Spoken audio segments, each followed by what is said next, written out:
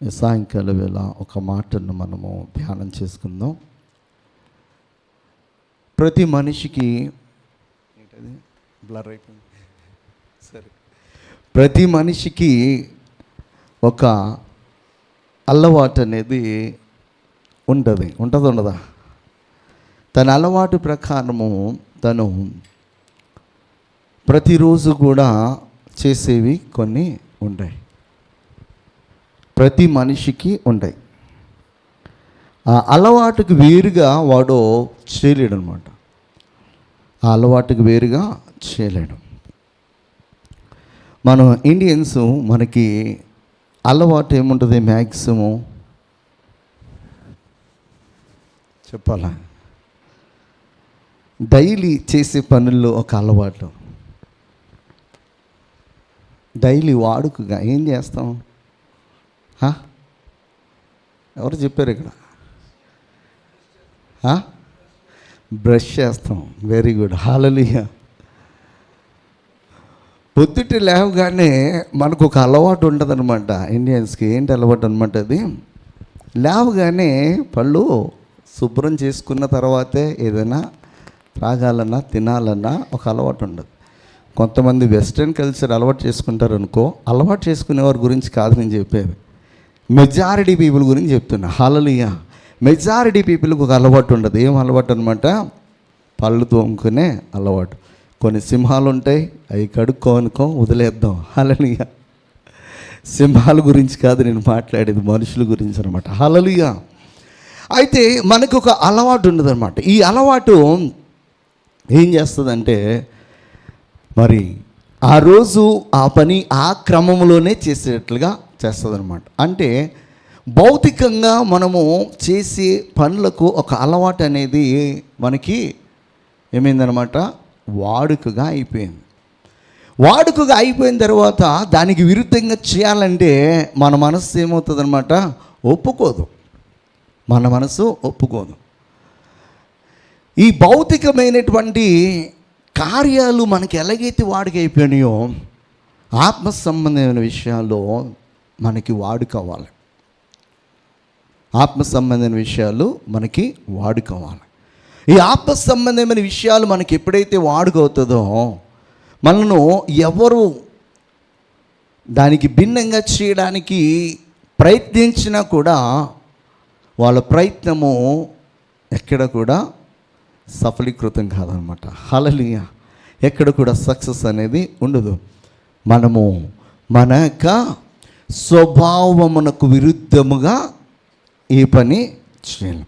దేవునికి ఒక స్వభావం ఉందంట. ఆయన స్వభావమునకు విరుద్ధముగా ఆయన ఏమీ కూడా చేయడు.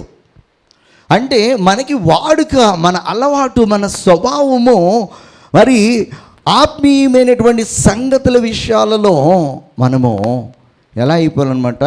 దానికి విరుద్ధముగా ఎవరైనా మనల్ని ప్రేరేపించినప్పుడు మనము వాటిని చేయడానికి ఏమాత్రము కూడా ఒప్పుకొననటువంటి విశ్వాసులుగా, దేవుని యొక్క పిల్లలుగా మనము జీవించాలి. హల్లెలూయా. హల్లెలూయా. ప్రభువైన యేసుక్రీస్తు వారి యొక్క జీవితాన్ని మనం చూసినప్పుడు ఆయనకి కొన్ని అలవాటు ఉంది, కొన్ని అలవాట్లు ఉన్నాయి, కొన్ని వాడుకలు ఉన్నాయి. ఆ వాడుక మరి ఆయన 33 సంవత్సరములు ఈ భూమిపైన జీవించినప్పుడు ఆ వాడుకకు విరుద్ధముగా, అంటే ఆ అలవాటుకు విరుద్ధముగా ఆయన ఏమి కూడా చేయలేదన్నమాట. 3 విషయాలలో ఆయనకి వాడుక ఉంది. 3 విషయాలలో, ఈ 3 విషయాలు కూడా మనము వాడుక చేసుకుంటే మనం కూడా ప్రభు చేతిలో మంచి పాత్రలుగా వాడబడతాం అన్నమాట. హల్లెలూయా. ఆయన వాడుక మనకి వాడుకైతే, ఆయన ఎలాగైతే తండ్రి చేతిలో వాడబడ్డాడో మనం కూడా ఆయన చేతిలో వాడబడతాం. ఆయన దేవునికి రాజ్యాన్ని కట్టడానికి తను పరిపూర్ణంగా ఎలాగైతే మనందరి కొరకు సమర్పించుకున్నాడో సిలువలో, అలాగే అనేకులను రక్షించడానికి అవసరమైతే మనం ప్రాణం పెట్టడానికి కూడా మనము ముందుకు అడుగులు వేస్తాం అన్నమాట. ఎప్పుడు అంటే మనకి ఆ వాడుక ఉంటే. హల్లెలూయా. మనకి ఆ వాడుక ఉండాలి. హల్లెలూయా. మార్కు సువార్త చాప్టర్ 10 verses 1లో ఆయన అక్కడి నుండి లేచి యూదా ప్రాంతములకును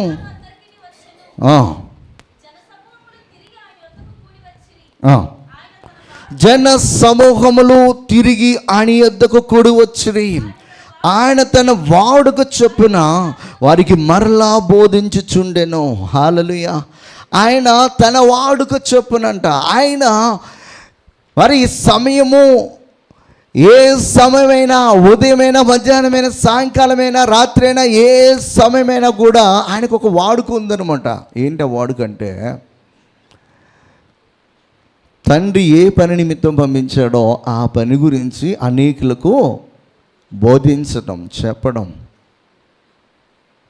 ఆయన బోధిస్తూనే ఉన్నాడు. ఆయన ఎప్పటి వరకు బోధిస్తున్నాడంటే, సిలువలో ఆయన ఆఖరి మాటగా పలికిన ఆ మాట వరకు కూడా ఆయన ఏం చేస్తూ ఉన్నాడన్నమాట, బోధిస్తూనే ఉన్నాడు. ఆయన అంటే మరణము సైతం కూడా ఆయనను బోధించకుండా ఆపలేదు. మరణము సైతము కూడా ఆయనను ప్రార్థించకుండా ఆపలేదు. మరణము సైతము కూడా తండ్రితో తన యొక్క సహవాసమును ఎక్కడ కూడా బ్రేక్ చేయలేదు. అంటే అంతగా కుమారుడైన యేసుక్రీస్తు వారు తన వాడుక, తన అలవాటు ఉన్నది. మన అలవాటు ఏమైంది? మనం ఈ రోజున వాక్యాన్ని తెలుసుకుంటున్నాము.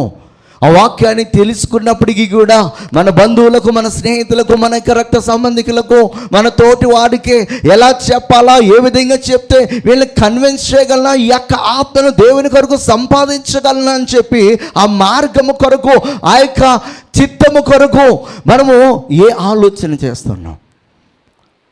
పౌలు భక్తుడు ఏథెన్స్ నగరం అంతా కూడా తిరుగుతున్నప్పుడు అంట, ఏథెన్స్ నగరం అంతా కూడా విగ్రహాలతో నిండిపోయింది, గుళ్ళతో నిండిపోయింది. రకరకాల దేవుళ్ళు, రకరకాల దేవతలు, రకరకాల బలిపీఠాలు ఇవన్నీ కూడా నిండిపోయినప్పుడు ఆ యొక్క వీధుల్లో తిరుగుతున్నప్పుడు రోదన చేస్తున్నాడు, ఏడుస్తున్నాడు, కన్నీరు కారుస్తున్నాడు. అయ్యో ప్రభువా, నీవు ఇంత గొప్ప కార్యం చేసినప్పటికీ కూడా నిన్ను గుర్తించినటువంటి జనులుగా ఉండిపోయారు.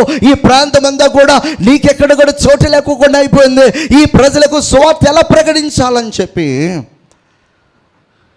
తను ఏడుస్తూ తిరుగుతున్నప్పుడంట ఆ యొక్క వీధుల్లో ఒక బలిపీఠం కనబడింది. అమ్మయ్య దేవానికి స్తోత్రం అనుకున్నాడు. ఒక బలిపీఠము కనబడింది. ఒక బలిపీఠము కనబడగానే దేవుని యొక్క చిత్తము, దేవుని యొక్క ఆలోచన తనకి బయలుపరచబడుతుంది.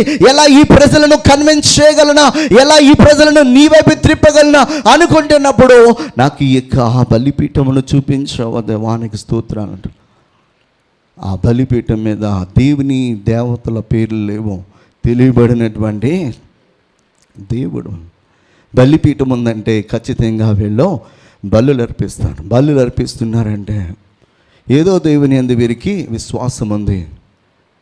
ఈ బలి అర్పిస్తున్నారంటే వీరు ఖచ్చితంగా పాపక్షమాపణ నిమిత్తమే దేవునికి బలి అర్పిస్తున్నారని చెప్పి అది తను ఉపయోగించుకుని వారికి స్వార్థ ప్రకటించాడు.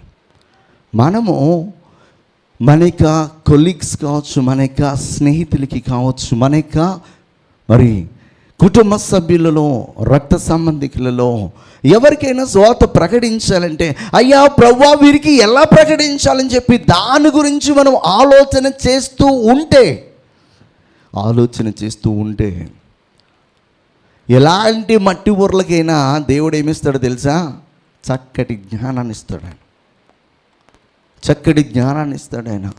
నీ ఆశ ఆత్మల సంపాదన అయితే, నీ ఆశ దేవునికి చిత్తము నెరవేర్చేదైతే, నీ ఆశ దేవుని కొరకు బ్రతికేదైతే, నువ్వు నడుస్తూ వెళుతున్నప్పుడు, పడుకున్నప్పుడు ఖచ్చితంగా దేవుడు ఏదొక కలదోరను, ఏదొక సిచ్యువేషన్ని నీకు అనుకూలపరిచి ఆ ఆత్మను జయించడానికి దేవుడు ఏం చేస్తాడన్నమాట, నీకు సమయాన్ని ఇస్తాడు, వాడుకుంటాడు. ఖచ్చితంగా వారిని సంపాదించే విధముగా దేవుడు సహాయం చేస్తాడు. ప్రభువైన యేసుక్రీస్తు వారు 3.5 సంవత్సరాలలో ఆ ప్రాంతాలన్నిటినీ కూడా ప్రభావితం చేయగలిగాడంటే ఆయన వాడుక ఏంటో తెలుసా? మొట్టమొదటిదే బోధించుట, ప్రకటించుట, ప్రీచింగ్. హల్లెలూయా, హల్లెలూయా. ఆయన ప్రకటించేవాడుగున్నాడు, అనేకమైనటువంటి మర్మాలను బోధించేవాడుగున్నాడు, రహస్యాలను వారికి బోధించేవాడుగున్నాడు. ఎవరిలో ఎలాంటి అపోహలున్నా, ఇలాంటి డౌట్స్ ఉన్నా వాటిని అన్నిటినీ కూడా ఆయన ఏం చేస్తున్నాడు అన్నమాట, క్లియర్ చేస్తున్నాడు. ఆయన వాడిని ఒప్పించే విధముగా కన్విన్స్డ్ వేలో తండ్రి యొక్క చిత్తాన్ని వారికి తెలియపరుస్తున్నాడు. హల్లెలూయా, హల్లెలూయా. 2వ అధ్యాయము 13వ వచనంలో, అదే మార్క్స్ వార్త చాప్టర్ 2 verses 30, ఆయన సముద్ర తీరమున మరలా నడిచిపోవచ్చుండెను. జనులందరూ ఆయన ఎదుగు రాగా ఆయన వారికి బోధించెను. హల్లెలూయా. ఆయన పని ఏంటంటే నలుగురున్నా ఒక్కరున్నా వారికి ఏం చేస్తున్నాడు అన్నమాట, బోధిస్తూ ఉన్నాడు. హల్లెలూయా. బోధించాలి అని ఒక ఆశయం అనుకుంటే మనము ట్రావెల్ చేస్తున్నప్పుడు కూడా బోధించవచ్చు. ఈవెన్ దో నువ్వు ర్యాపిడో డ్రైవర్ని బుక్ చేసుకుని వెళ్తున్నప్పుడు కూడా వాడికి కూడా నువ్వు బోధించగలవు. ట్రైన్లో వెళ్తున్నప్పుడు ట్రైన్లో కూడా నువ్వు కొంతమందికి నువ్వు బోధించగలవు. ఎక్కడైనా కూర్చుని అనేకులు ఉన్నప్పుడు అక్కడ కూడా ఆ సమయం కోసం ఎలా స్టార్ట్ చేయాలా అని చెప్పేసి దానికోసం ఆరాటము కలిగి ఉంటారన్నమాట.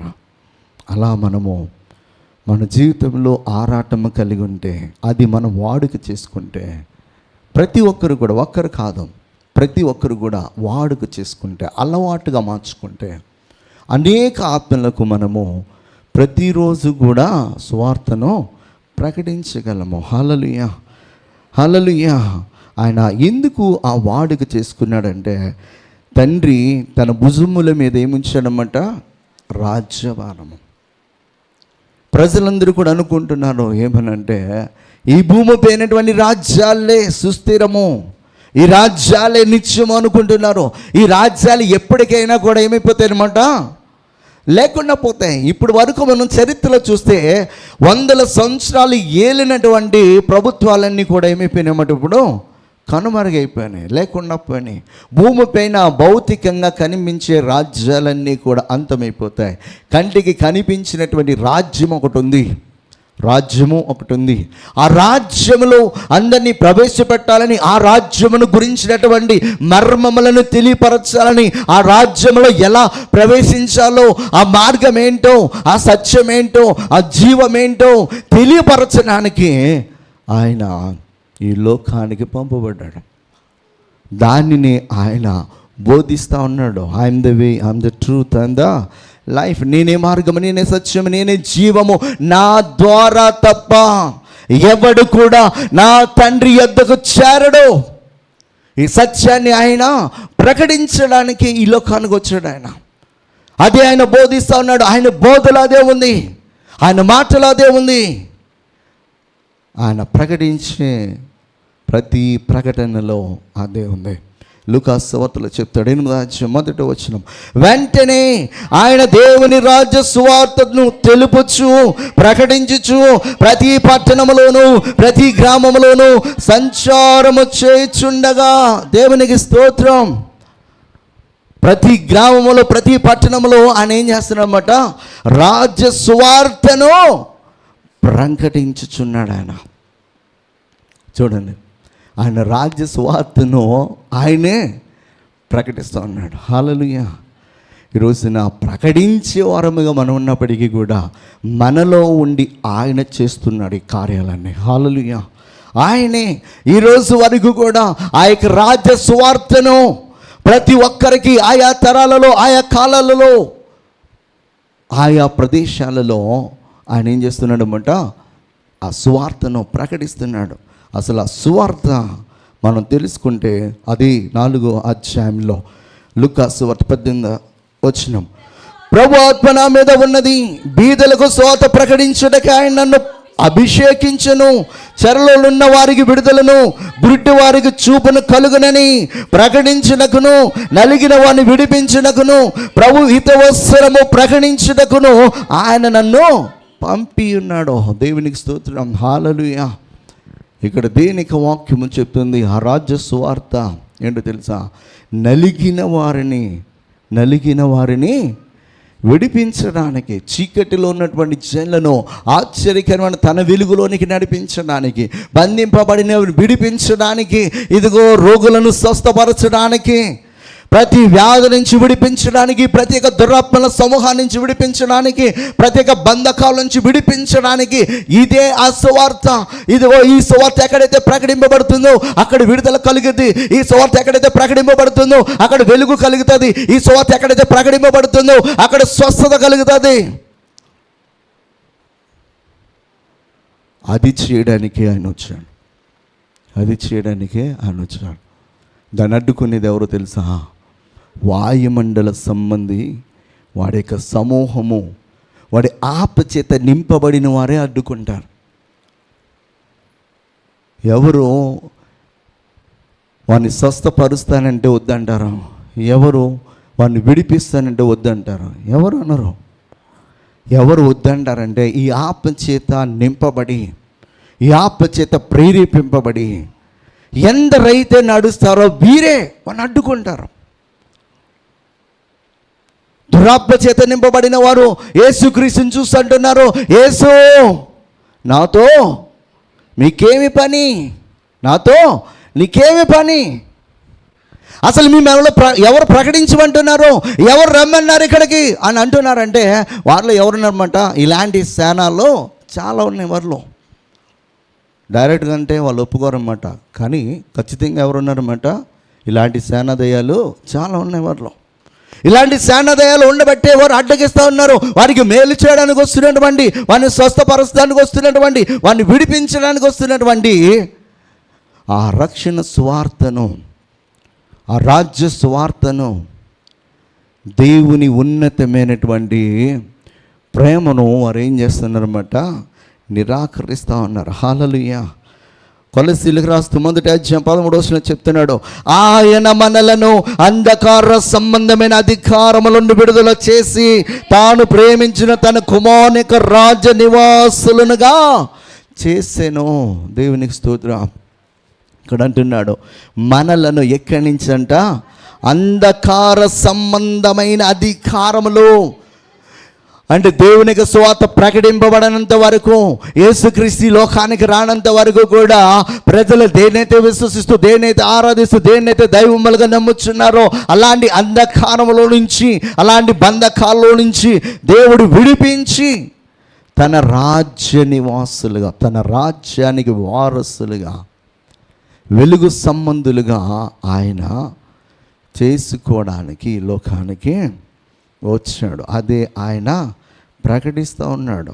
రోమిలికి రాస్తూ చెప్తున్నాడు 14:17 రోమన్స్ చాప్టర్ 14:7, దేవుని రాజ్యము భోజనమును పానమును కాదు కానీ నీతియు సమాధానమును పరిశుద్ధాత్మయందలి ఆనందమునై ఉన్నది. దేవునికి రాజ్యం ఏంటంట? భోజనము పానము కాదు. చాలామంది అనుకుంటారు ఏమనంటే మంచి రాజ్యము, మంచి రాజు, మంచి అధికారము, దాని క్రింద మనం ఉన్నామంటే మంచి ఆహారము, మంచిగా అన్నీ దొరికితే చాలు అని చెప్పేసి అనుకుంటా. అదొక్కటే కాదు, ఇక్కడ అది ఒక్కటే కాదు,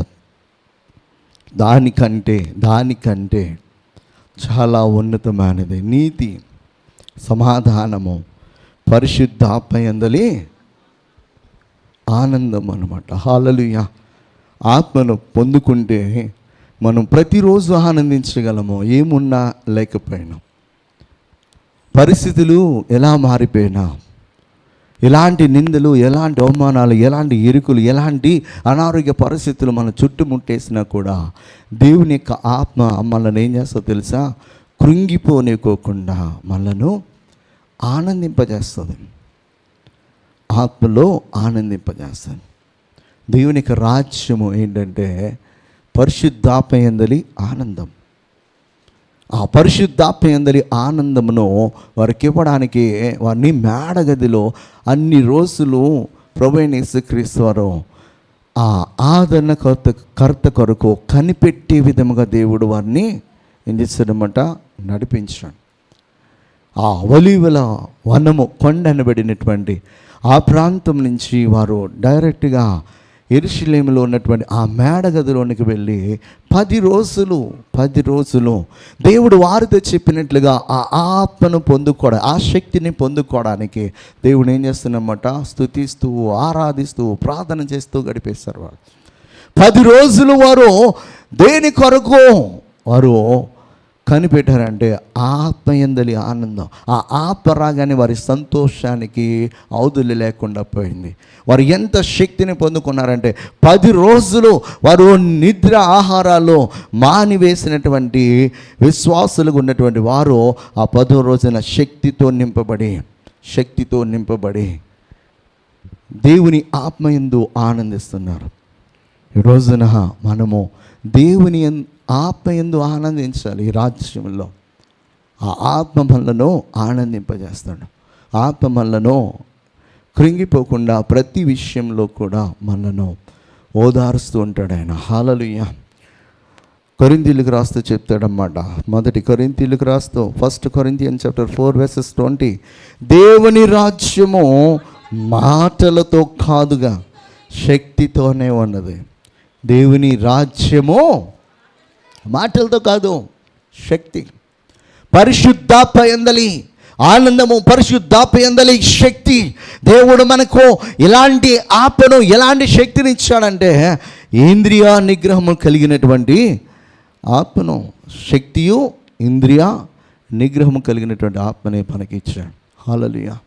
దేవుని రాజ్యము శక్తితోనూ ఆత్మయందలి ఆనందముతోనూ చీకటిలో ఉన్నటువంటి విడుదల ఇచ్చి విషయాల కొరకే దేవుడు చెప్తున్నాడు అన్నమాట. హల్లెలూయా. రోమీయులకు రాస్తూ చెప్తున్నాడు, 1వ అధ్యాయం 15వ వచనము, Romans chapter 1:15. Romans chapter 1:15.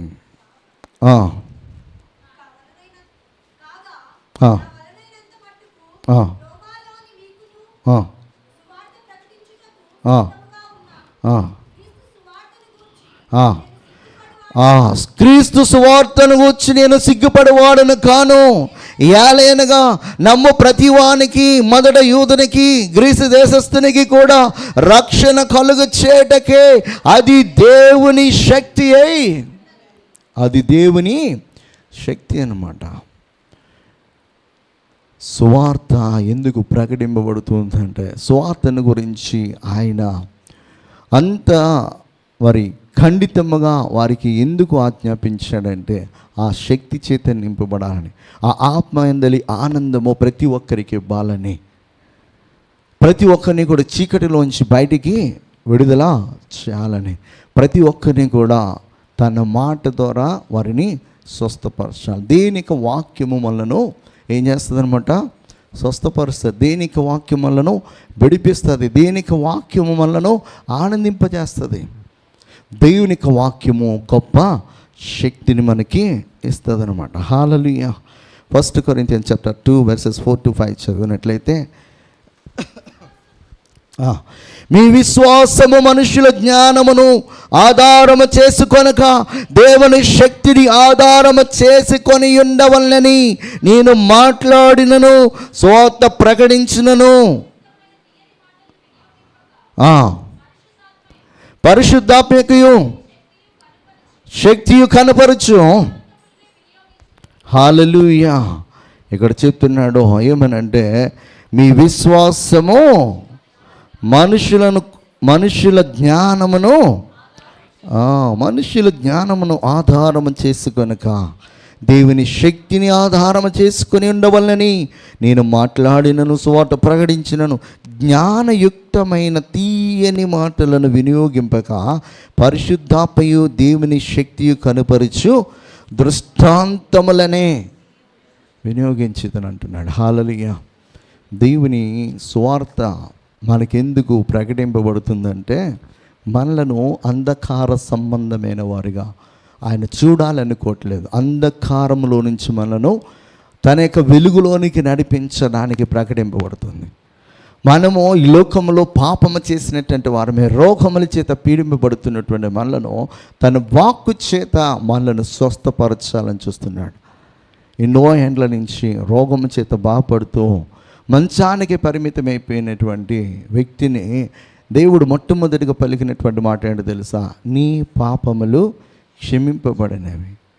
అంటే ఆయన మాట ఒక్కసారి పలుకుగానే వాడి పాపాలన్నీ కూడా క్షమింపబడినప్పుడు, నీ పరుపుని తీసుకుని పోరా అంటే వాడు టక్కన లేసి పరుపుని తీసుకుని నడుస్తూ ఉన్నాడు. అంటే ఆయన మాట మన పాపముల నుంచి విడిపించేది, ఆ పాపం వలన వచ్చినటువంటి జీతాన్ని నుంచి తప్పించేది.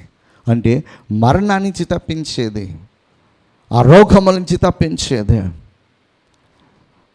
అందుకే ఆయన ఆ బోధన గురించి అంత చక్కగా 3.5 సంవత్సరాలు ఆయన బోధిస్తానన్నాడు.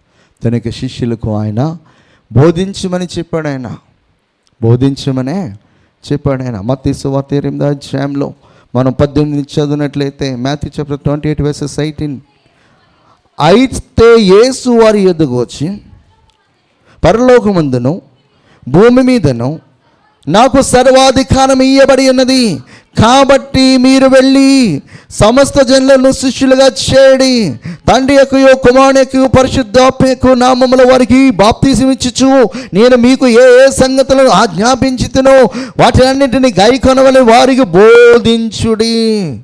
ఇదిగో నేను యుగ సమాప్తి వరకు సదాకాలం మీతో కూడా ఉన్నానని వార్త చెప్పాను.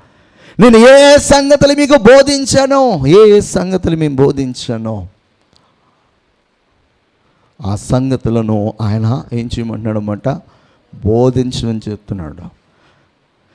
కుమారుడైన యేసుక్రీస్తు వారికి వాడుక ఏంటి? వాడుక అంటే బోధించుట, ప్రీచింగ్ అనేది ఆయనకు అలవాటు అనమాట. హల్లెలూయా.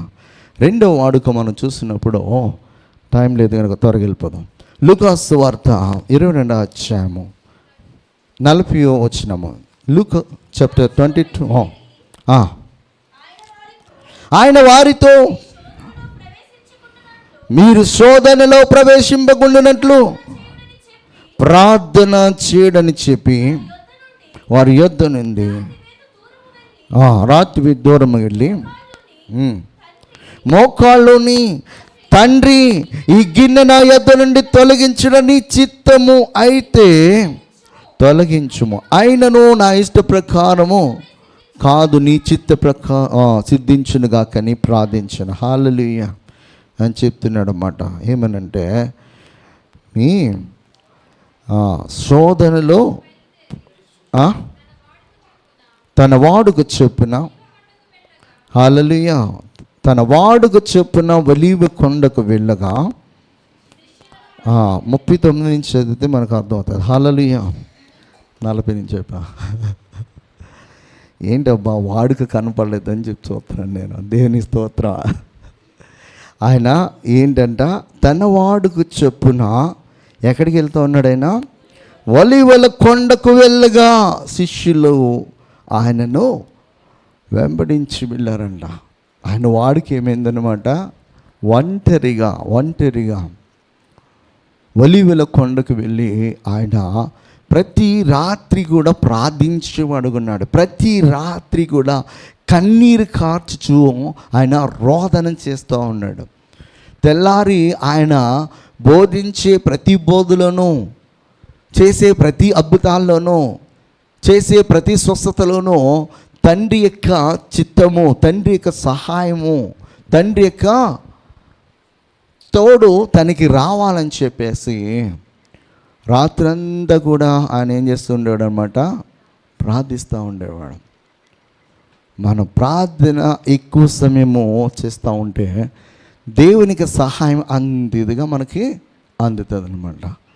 ప్రార్థించడం మాత్రమే కాదు, కానీ మన ప్రవర్తనలో కూడా క్రీస్తుని చూపిస్తే మన ద్వారా అద్భుతాలు, ఆశ్చర్యమైన కార్యాలు జరుగుతాయన్నమాట. దేవునికి స్తోత్రం.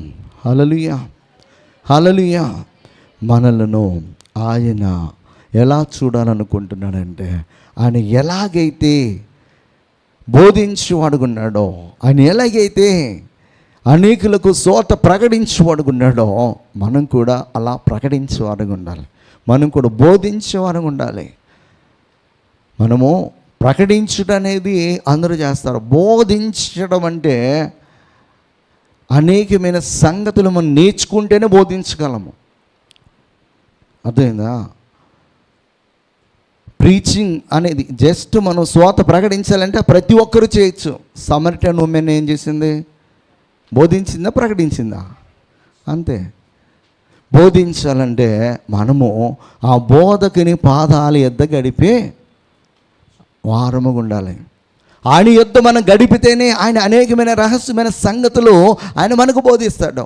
శిష్యులు 3.5 సంవత్సరాలు అనేకమైన రహస్యాలు ఎవరి యొద్ద నేర్చుకున్నారు? కుమారుడు యేసుక్రీస్తు వారి యొద్ద నేర్చుకున్నారు. ఉపమానాలన్నీ అని చెప్తా ఉంటే ఖాళీగా ఉన్న సమయంలో, ఒంటరిగా ఉన్న సమయంలో, ఎవరు లేని సమయంలో, ప్రభా ఈ ఉపమానము భావం ఏంటి నాకు అర్థం కాలేదని చెప్పి అడిగి తెలుసుకునేవారుగా ఉన్నారు. రాత్రికాల సమయంలో మనము గమనించాల్సింది ఏంటంటే మనకి వాడుక ఉండాలి. ఏంటో వాడుక అంటే ఒంటరి ప్రార్థన. ఈ ప్రార్థన ఒంటరి ప్రార్థన. ఆయన ఇంకను చీకటి ఉండగానే అరణ్యమునకు వెళ్ళి ఆయన ఒంటరిగా ప్రార్థించి వాడుకున్నాడు. ఆ ఒంటరిగా ఆయన వెళుతున్న సమయంలో ఆయన వెళ్తున్నాడని తెలుసుకుని శిష్యులు కూడా వెళ్ళేవారు.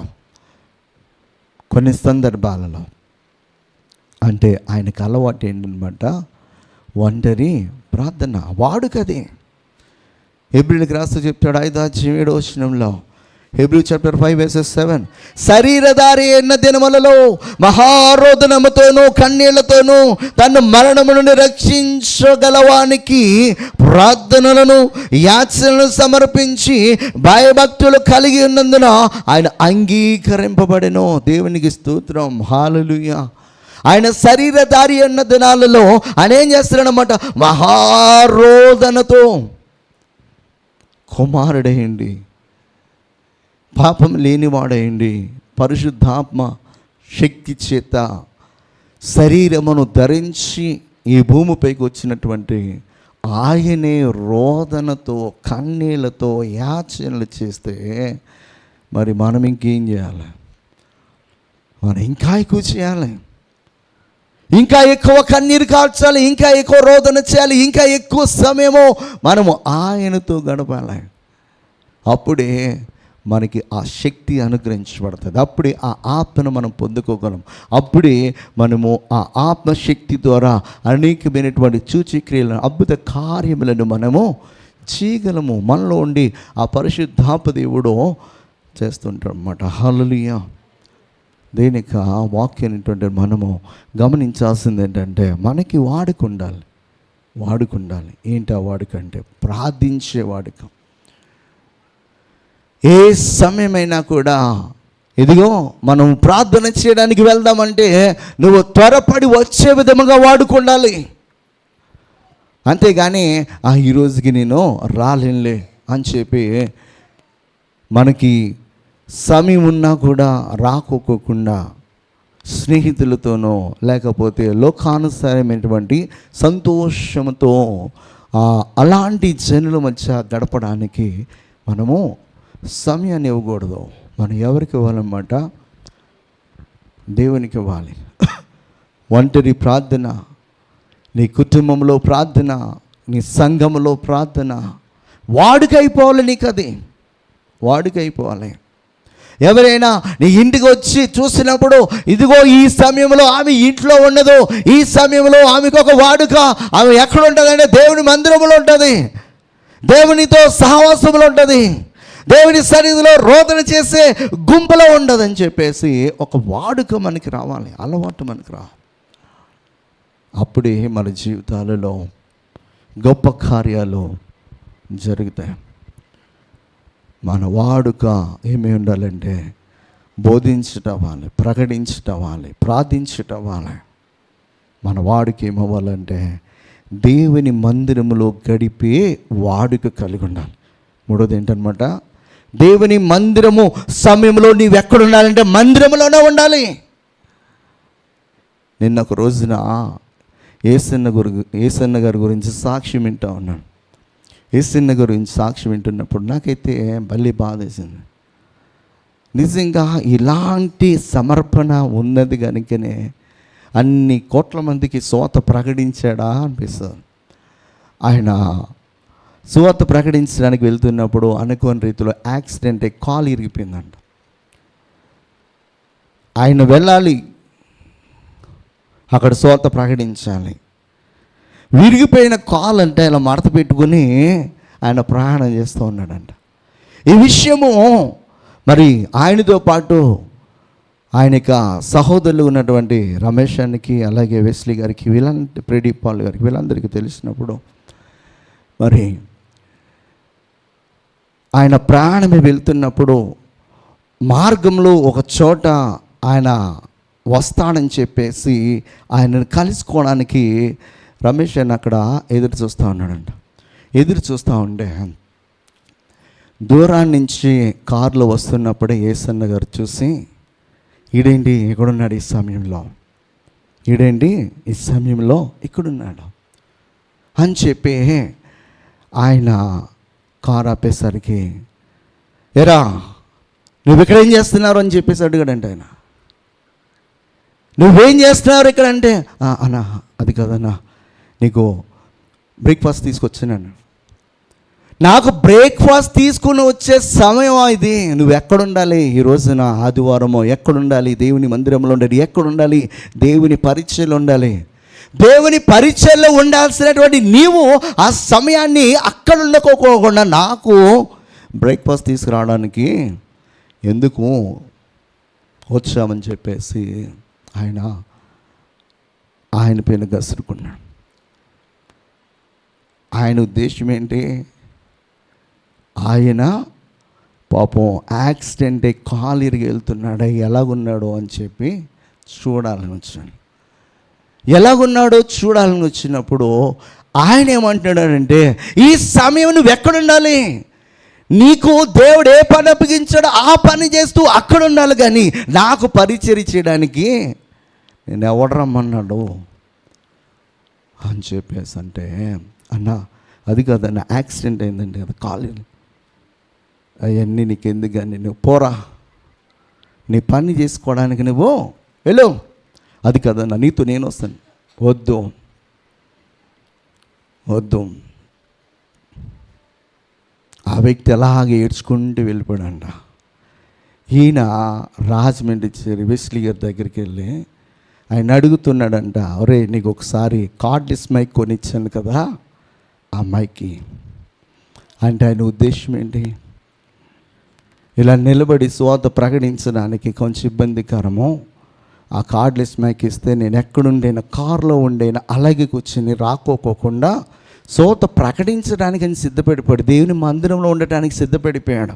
తన కాలుకి అయినటువంటి గాయాన్ని కానీ, తన కాలు ఇరిగిపోయిందని కానీ ఆలోచన చేయట్లేదు, ఆ బాధను లక్ష్య పెట్టట్లేదు.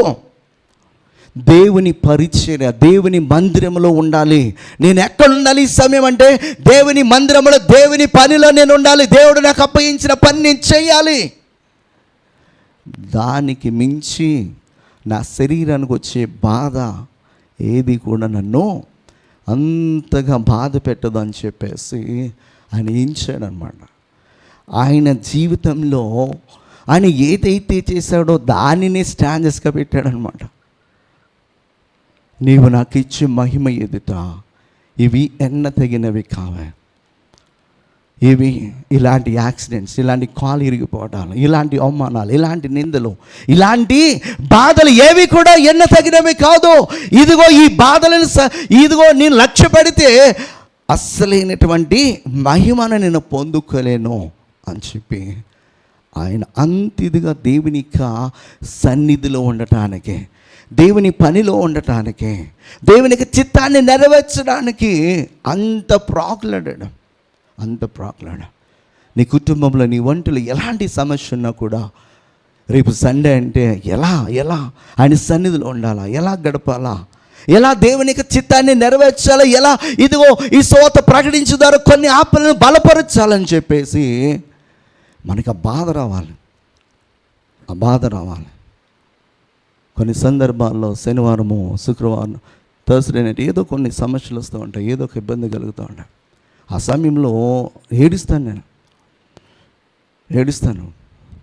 ఎందుకు ఏడుస్తానంటే, అయ్యో ప్రభువా నీ సన్నిధిలో ఉండాలి, సిద్ధపడాలి, పాటలు పాడడానికి, పాటలు ప్రాక్టీస్ చేసుకోవడానికి, ప్రార్థించడానికి, ఇదిగో నీ శక్తిని పొందుకోవడానికి సిద్ధపడాలి అని చెప్పేసి ఏడుస్తూ ఉంటాం.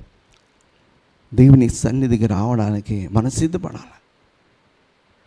ఆ శనివారం వచ్చిందంటే రేపొద్దున్న ఎప్పుడు లెగిస్తే నేను సమయానికి వెళ్తానా, ఎప్పుడు లెగిస్తే నేను దేవుని మందిరంలో మొదటి ప్రార్థన నుంచి నేను ఉంటానని చెప్పేసి మనము ఆ రోజు ముందు రోజే దేవుని మందిరం కొరకు అలాంటి సిద్ధపాటు మనకు ఉండాలి.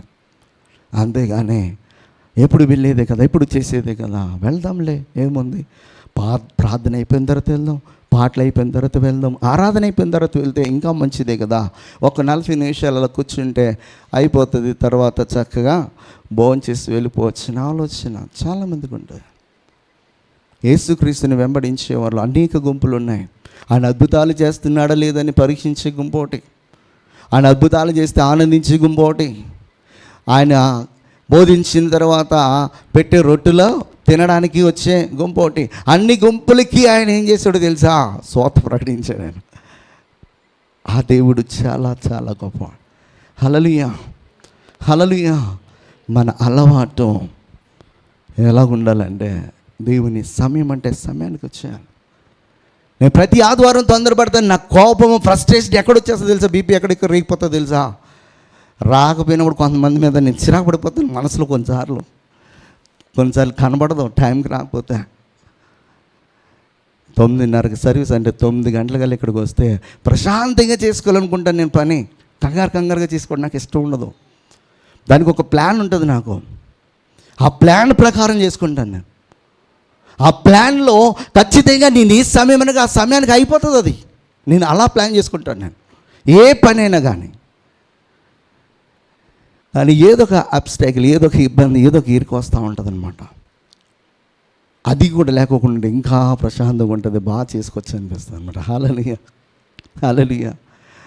అంటే దేవుని మందిరంలో ఉండేట కొరకు, దేవుని పరిచయంలో ఉండేట కొరకు మనము సిద్ధపడుతూ అది మనకు వాడుకోవాలి. హల్లెలూయా, హల్లెలూయా. ఒక్క మాట మనం చదువుదామా, ముగించేద్దాం. లూకా సువార్త 4:16 ఆయన తరువాత ఆయన తాను పెరిగిన నజరేతునకు వచ్చెను. తనకు వాడుకు చెప్పున విశ్రాంతి దినమందు సమాజ మందిరములోనికి వెళ్ళి చదువుటకై నిలుచుండగా, దేవునికి స్తోత్రం, తన వాడుకు చెప్పున ఎక్కడికి వెళ్తూ ఉన్నాడైనా? అది విశ్రాంతి దినం అంటే ఆయన ఎక్కడ ఉంటాడన్నమాట? మందిరంలో ఉంటాడు. పునరుత్థాన దినం అంటే మనం ఎక్కడ ఉండాలి? మందిరంలో ఉండాలి.